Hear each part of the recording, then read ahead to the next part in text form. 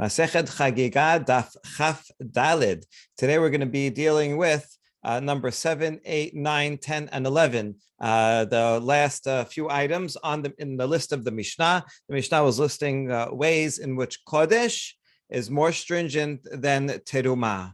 It's more susceptible to tumah because it's on a holier level. So the seventh item, there was 11 items altogether. The seventh item on the list taught that if you have 2 or more pieces of kodesh in a vessel, even if they're not touching each other, the vessel combines them so that if someone tameh touches one, all of them become tameh. The same would be true if it's something made out of particles, like ketoret, and it's in a pile. Each particle is its own thing. So if it's terumah and someone touches one part of it, the rest of it is tahor. It does not transfer from one particle to the other. But if it's kodesh, then if someone touches one part of the pile, then it transfers into all of the particles if it's in a vessel, because the vessel combines them. Right now, we're going to ask, first we're going to say this law is a Deoraita law, and then we're going to see a second opinion that says it is a derabanan.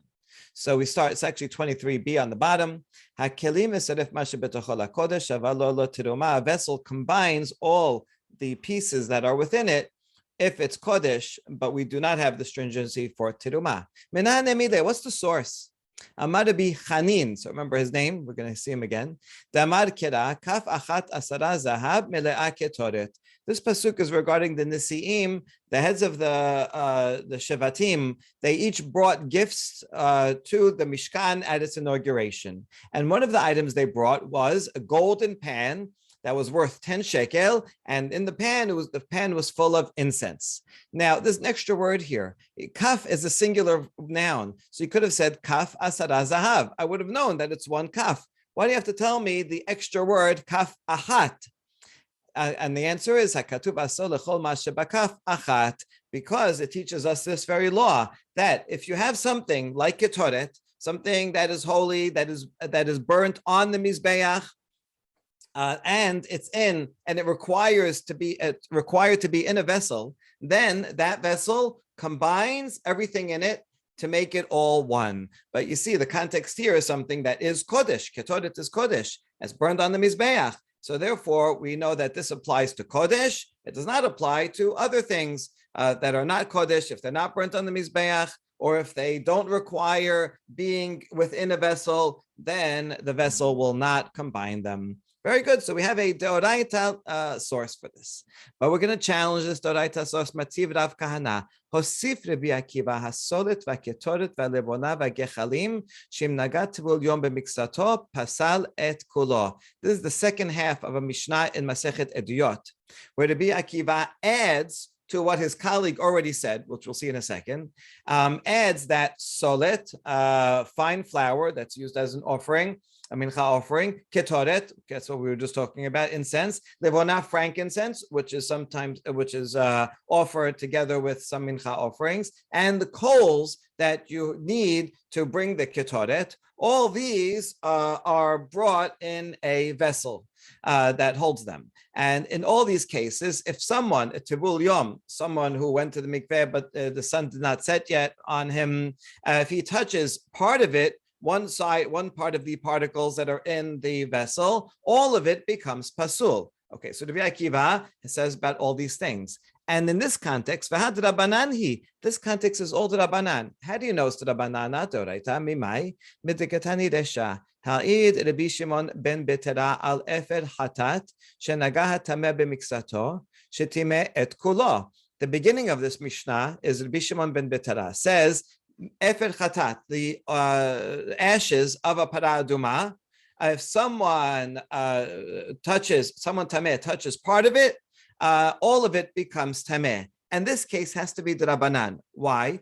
Because efer chatat is actually not offered on the mizbeach, even though it has a lot of stringencies. As we saw, it's like, very susceptible. But nevertheless, for this purpose, since it's not offered on the mizbeach, It's sprinkled on people. So this law on the Deoraita level does not apply, that if someone touches part of it, it's as if it touches all. Only derabanan, the rabbi said, we want to add a chumrah to efer chatat. If you touch part of it, then all of it. So since this is derabanan, and then the next part of the Mishnah says, v'katani hosif Rabbi Akiva, if Rabbi Akiva is adding to what Rabbi Shimon ben Betara said, he's adding more cases.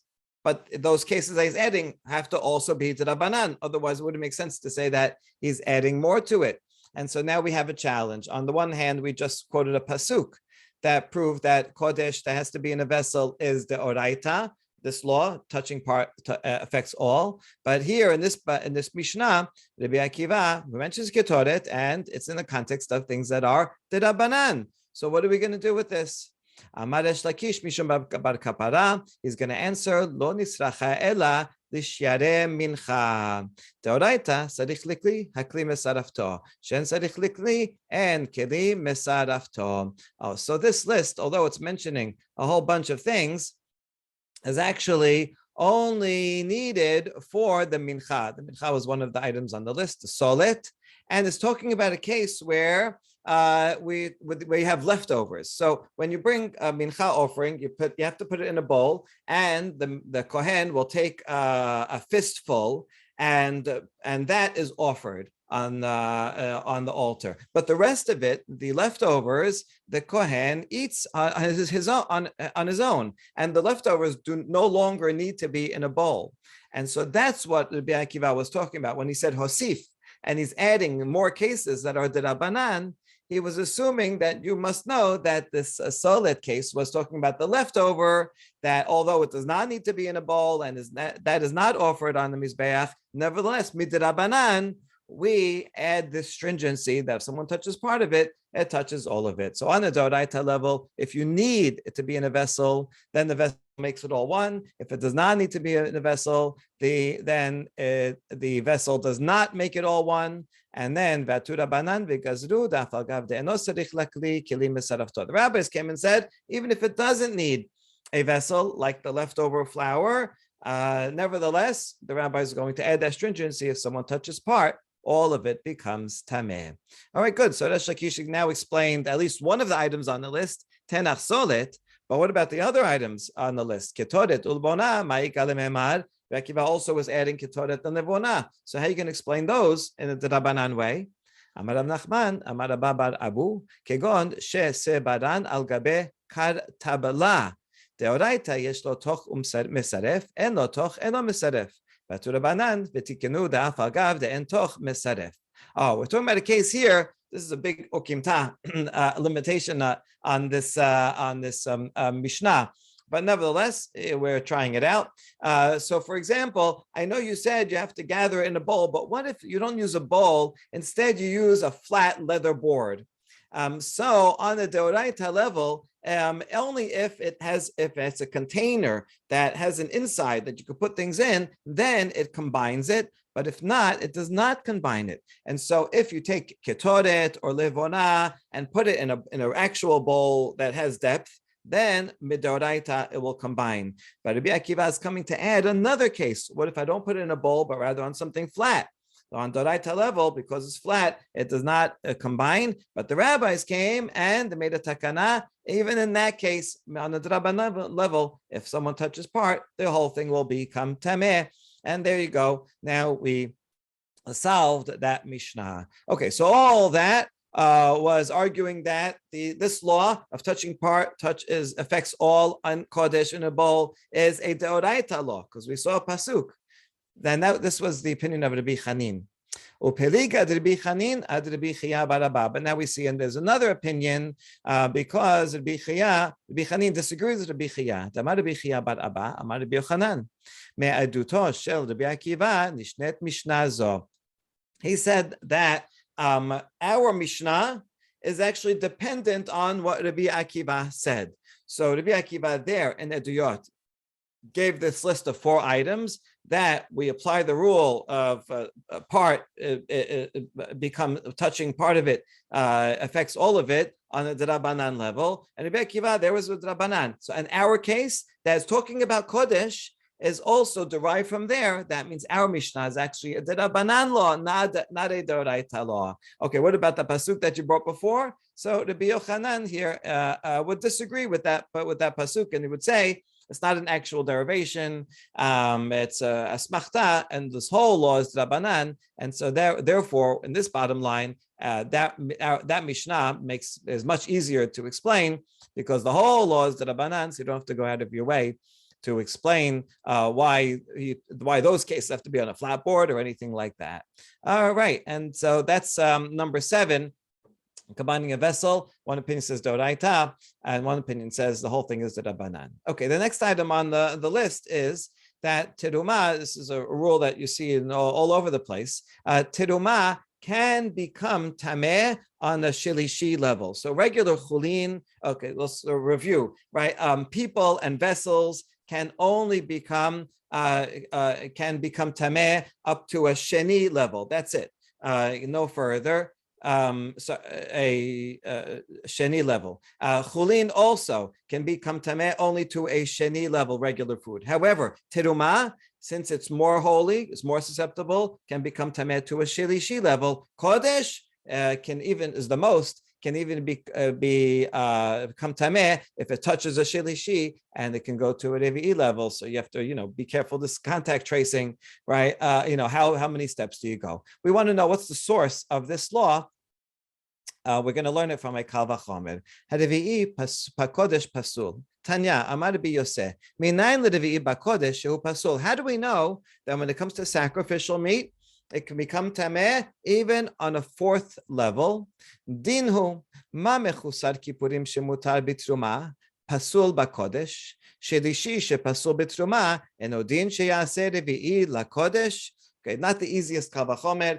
It's talking about a mechusar kippurim. This is, for example, a zav who waited 7 days and went to the mikveh, but he still didn't bring his sacrifices on the 8th day. So he's tameh, he's tahor for most purposes, but not everything. This mechusar kippurim is allowed to eat terumah, even though he didn't bring sacrifices yet. But pasul bakodesh, he cannot eat sacrificial meat until after he brings his sacrifices. So now that we know that law, that's assumed. Shelishi, something that is 3rd level tum'ah, is worse because it's pasul betirumah, right? It's a 3rd level tum'ah. A 3rd level tirumah, that's a 3rd level. 3rd level is pasul. It can't go any further, but it is pasul itself. So therefore, you see that shelishi is more stringent than a mechusar kippurim. So all the more so, ya'aseh revii lakodesh. In parallel, it makes sense that a shelishi should go further and make a revii also tameh. In other words, since a mechusar kippurim who can eat terumah cannot have kodesh, cannot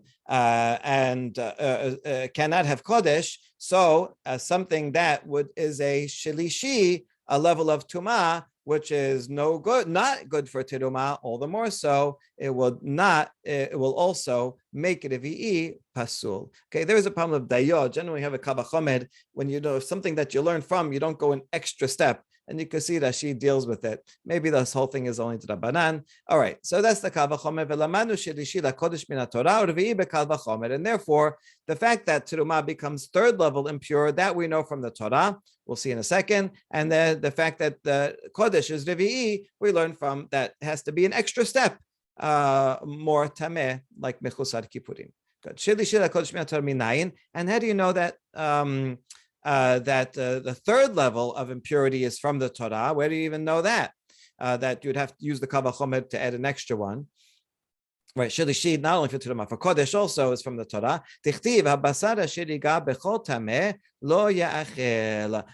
Meat, sacrificial meat that touches anything tameh cannot be eaten. Now, what do you mean by anything tameh? Milaskinan denaga b'sheni. Generally, regular food, kol tameh, any food would be a sheni, the chulin food.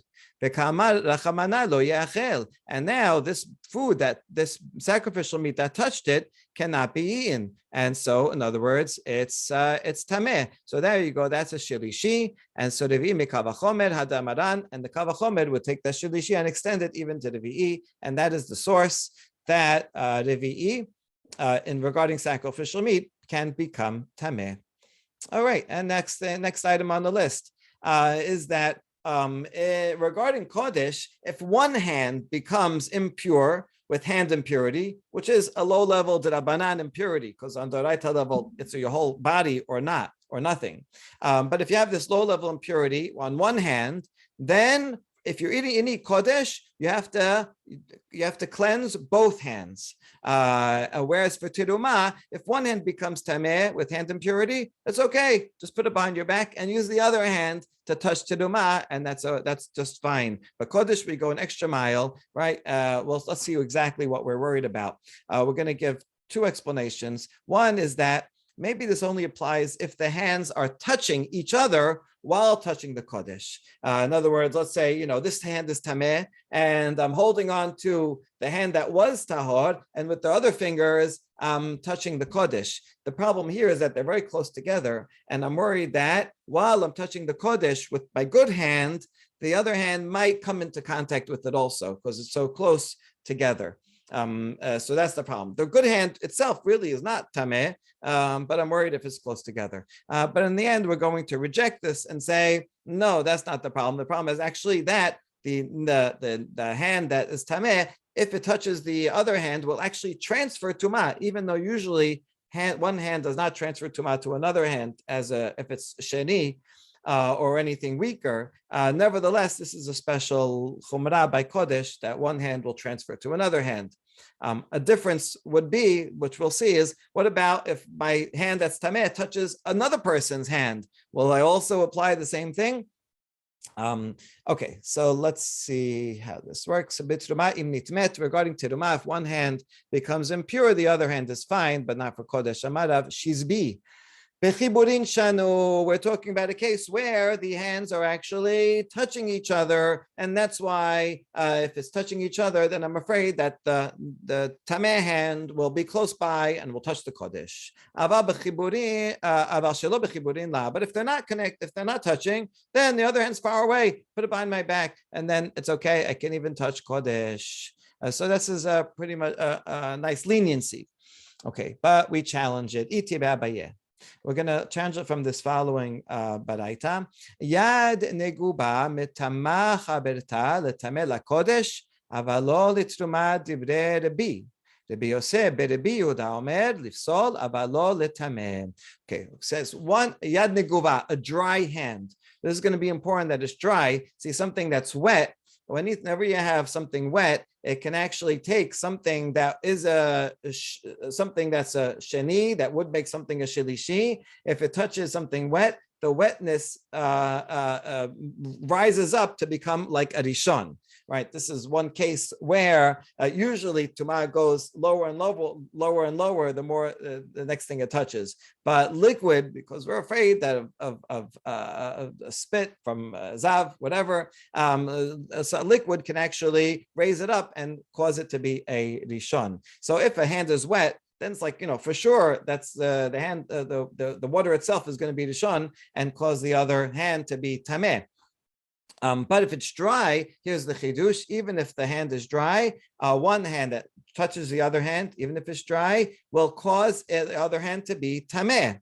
How tameh? The tameh la kodesh, but not terumah, meaning only a fourth level, but not terumah, so not a third level. So in other words, a dry hand will make the other hand cause a shelishi, l'tameh la kodesh, right? It will cause something to kodesh to be a tameh level, such that it also could make other kodesh tameh. So that means it'll make the kodesh into a shelishi.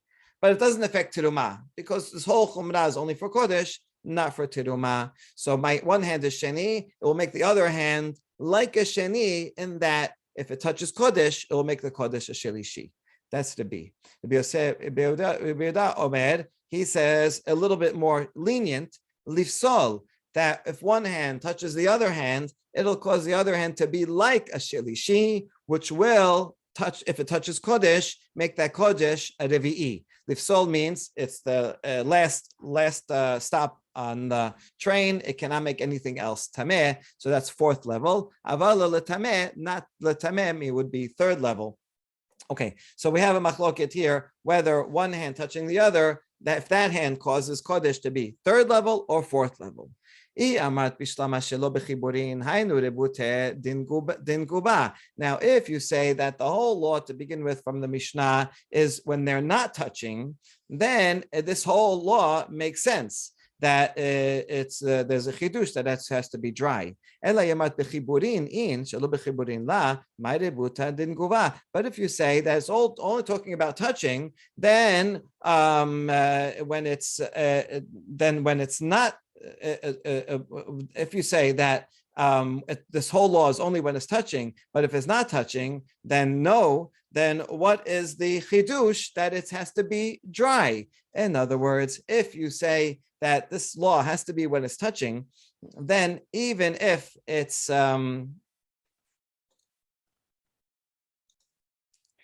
if the law of the Mishnah only applies when the hands are touching, that means what I'm worried about is that the impure hand will actually touch the food directly. And so if that's the worry, then it doesn't make a difference if that hand is wet or dry, because even a dry hand causes tum'ah to kodesh food. It doesn't matter if it's wet.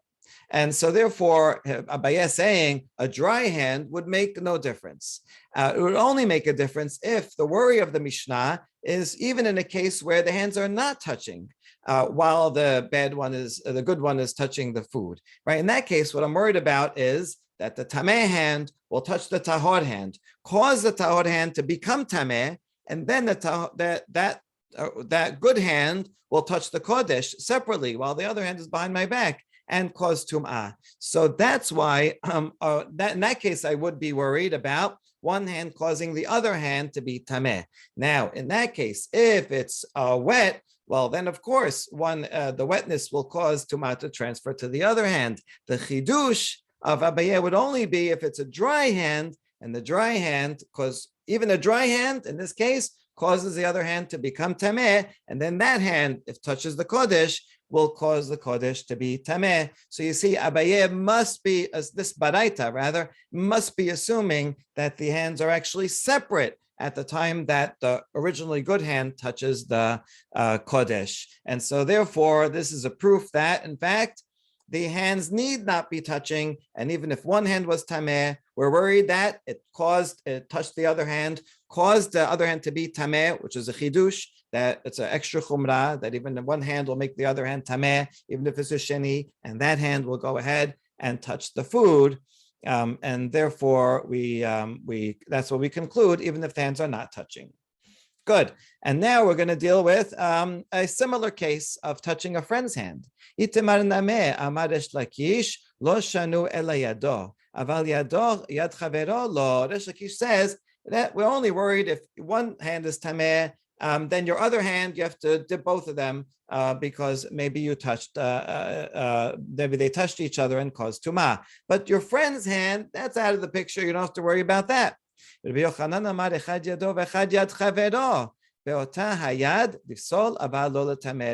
says, even if my one hand touched my friend's hand, if it was in fact that hand that was tameh, that's be'otah hayad, then that will cause it to be pasul, meaning fourth level, but not letameh, meaning not shelishi. It will cause kodesh to be a revii. Okay, mimai, and has Rabbi Yochanan know this? Mitikatani sefa.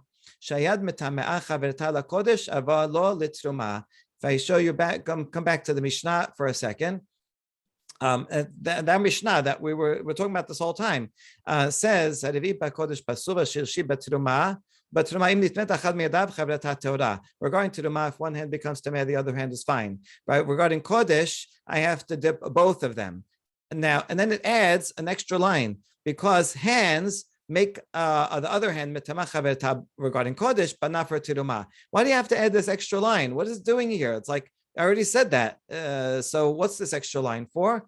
That's what he's deriving. We're kind of treating the Mishnah like a pasuk as extra words. What is it for?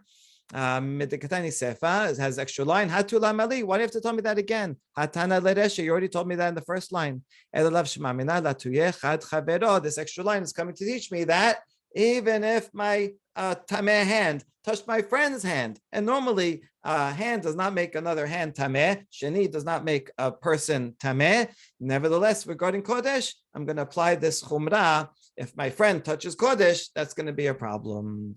Okay, and then vaf Resh Lakish after he said this, Resh Lakish changed his mind and said, "You're right, Rabbi Yochanan. Amar Rabbi Yonah, Amar Rabbi Ameh, Amar Resh Lakish, echad yado ve'echad yad chavero be'ota hayad tifsol aval lo tameh." Because Resh Lakish is quoted later on saying that if my tameh hand touches my friend's hand, then he has to make sure to purify it before touching kodesh. Otherwise, it will make it kodesh pasul, meaning fourth degree, but not litameh, not third degree. Kodesh should be fourth degree. It will not cause the kodesh to be third degree. Okay. Now,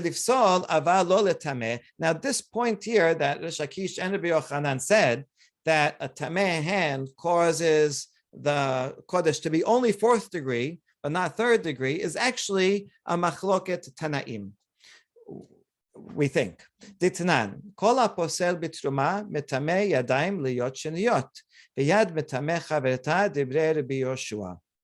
Rabbi Yoshua says anything that causes terumah to be pasul, meaning if it's a sheni, it will cause terumah to be pasul, will also cause, on the other hand, to be a sheni.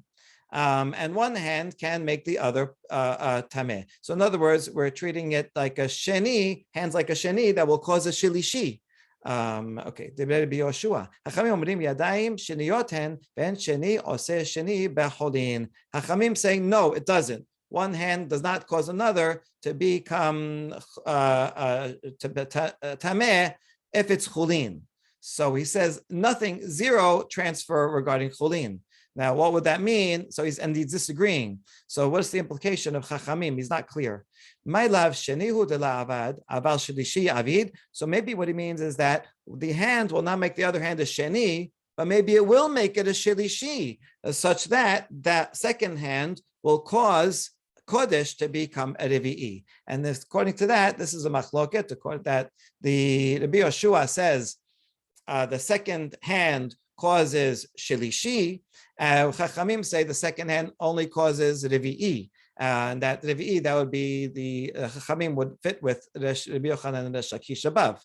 Is that a good implication? And we say no. Dilma la shani lo sheni aved velo shelishi. No, maybe when Chachamim say one hand does not make the other tameh to be a sheni, he meant not sheni, not shelishi, right, and not anything according to Chachamim. So we don't know exactly what Chachamim say here. So we cannot say it's a machloket tanaim between Rabbi Yoshua and Chachamim. But we can go back to the Deoraita we saw earlier and see that there the machloket does apply. Ela kihani tanae tetanya yad neguva metamat chaverta letameh bakodesh avalu terumah divrei Rabbi. Rabbi said that a dry hand that touches another dry hand will cause a kodesh to be tameh. Tameh means third degree because that kodesh can still touch something else. But the whole thing does not apply to terumah. No, the second hand will cause kodesh to be pasul, fourth degree, but not tameh. So you see here, that's the machloket. Is it cause third degree or fourth degree? So yes, it is in fact the machloket. We don't know what Chachamim say, but it's a machloket between the Rabbi and Rabbi Yose. All right, so that takes care of the ninth difference. And now the 10th one is that dry foods, which normally if something is a dry food and was never wet, it's not susceptible to receiving tum'ah. Nevertheless, dry food with unwashed hands is okay for terumah. I can touch terumah that was dry and never wet, with unwashed hands and will not transfer tum'ah, but not for kodesh. For kodesh, even if it's dry, it's no good. We're going to see that we're going to extend this because this is an obvious law, and we're going to extend it to another law. Even if he didn't actually touch the kodesh at all, it's still no good. So let's see. One can eat dry food with unwashed hands for terumah, but not for kodesh. Tanya. Amar Rabbi Chanina ben Antignos, v'chi yesh neguva lakodesh. Hold on. Is there such a thing as dry food regarding kodesh? We have another law that because of the love of sacrifices, it doesn't have to be rendered fit. That sacrificial meat, even if it's dry and never became wet, is already susceptible to impurity, right? I don't have to do anything for it to be ready because it's so revered, it's so beloved.